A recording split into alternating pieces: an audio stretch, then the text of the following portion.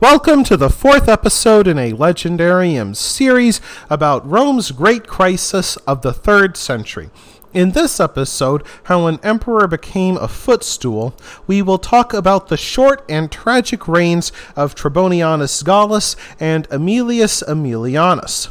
They were followed by a new leader named Valerian, who won a series of crushing victories that gave some Romans hope that the crisis of the 3rd century would finally end. However, that early promise would not be realized. In the year 251 AD, after the extinction of the Decian dynasty, an ex-consul and veteran of the wars named TREBONIANUS Gallus seized the imperial purple. His top priority was to consolidate power in Rome, so he made peace with the Goths on shameful terms. He allowed them to keep all of their loot and all of the captives they'd taken, including Roman senators. However, upon Gallus's return to Rome, he won support from the poor by seeing to it that all those who died of the plague of Cyprian received proper burial. However, he faced a far more dangerous crisis in the year 252 AD, when King Shapur of Persia invaded Rome's eastern provinces and seized the city of Antioch, the 3rd largest city in the empire. He looted it, burned it, and then left. The Goths, no doubt sensing Roman weakness, struck across the Danube again. However, they were defeated by one of Gallus's commanders, AEMILIUS AEMILIANUS. AEMILIANUS immediately declared himself emperor. Gallus headed north to deal with the upstart, but on his way, Gallus was murdered by mutineers, and so AEMILIUS AEMILIANUS became emperor. Much like Gallus, however, he trusted the wrong man with the Danube legions. That man was Publius Valerian. When Valerian learned of Gallus's murder, he decided to use it as an excuse to make himself the next emperor. Much like Gallus before him, AEMILIANUS headed north to quell the mutiny, and along the way he was murdered by his own troops. The mutineers stabbed him to death while he tried to cross a bridge and then threw him into a river. Thereafter, that bridge would be known as the Bridge of Blood. Valerian was far more acceptable to the Roman Senate than Gallus and AEMILIANUS had been. First of all, he came from an ancient and esteemed family. He had also worked his way through all of the big civil and military jobs. Even better, the 58-year-old Valerian had a 40-year-old son named Gallienus, also a man of great experience, whom he made his co-emperor or Caesar. The early reign of Valerian and Gallienus started promisingly enough. Valerian judged Shapur to be the most dangerous threat, so he took several legions east to fight against the Persian king.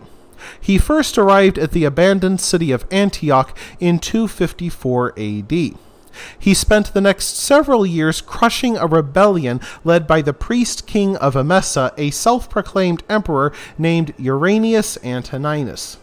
Valerian restored a semblance of order to the east, enough that the Senate voted him the titles Restorer of the Orient and Restorer of the Human Race.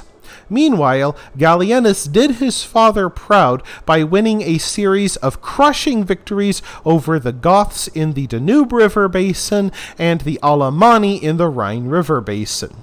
Indeed, the Roman Senate was impressed enough that they voted Gallienus the title of Germanicus Maximus.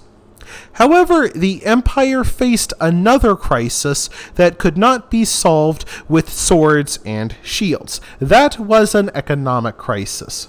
In the 210s, the silver denarii, a Roman coin, was about 50% silver. By the year 258, it was only 5% silver. In the 210s, about 50 gold coins called ore equaled 1 pound of gold. By the 250s, it took 72 ore to equal a single pound of gold.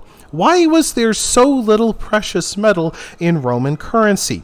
Because to buy the loyalty of the legions, the emperors had voted them raise after raise after raise.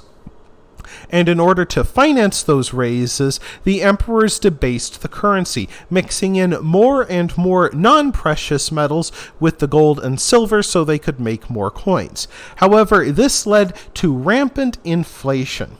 From about 235 to 258, prices rose by 1,000%. Currency became so useless that the government no longer bothered to collect taxes in gold and silver anymore. Instead, they simply confiscated food, goods, and took conscripts to fill the ranks of the hard-pressed army.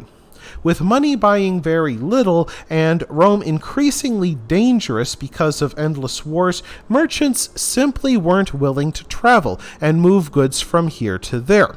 While the merchants had been the great money men of the Middle Empire, this late imperial period saw the revival of the landowner. After all, with money not buying anything, land became the surest source of negotiable wealth, and everybody needs food. Indeed, the distinction between poor but free citizens and slaves began to erode as more and more Romans chose to become tenant farmers to these great landlords. And these landlords in turn became miniature strongmen within the empire.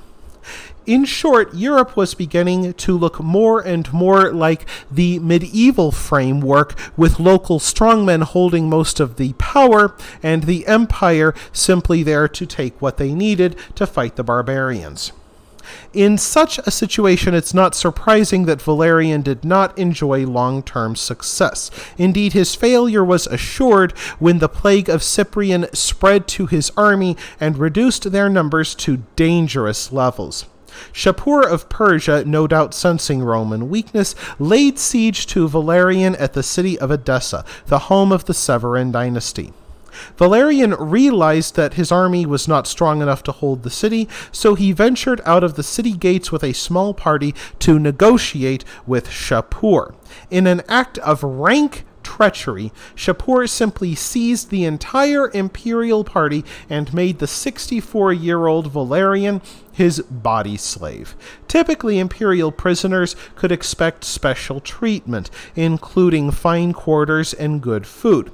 Valerian received no such treatment. He had to follow Shapur around, and whenever Shapur climbed on his horse, Valerian had to get down on his hands and knees so that Shapur could step on his back and climb onto his mount.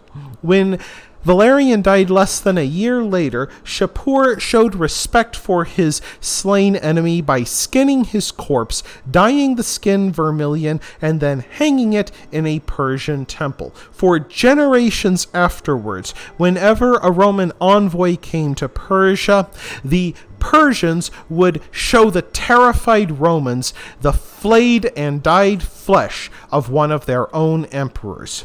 Christian writers saw the misfortune of Valerian as the wrath of God, as Valerian had been part of the Decian persecutions of the 250s. However, many Romans simply saw it as yet another sign that their empire had spiraled out of control. That wraps things up for this episode of the Legendarium. I hope you enjoyed it. If you did, press like. If you want to see more, press subscribe. And if you've got anything to say, let me know in the comments section. Thanks again for joining me, and I hope that you have a great rest of the day.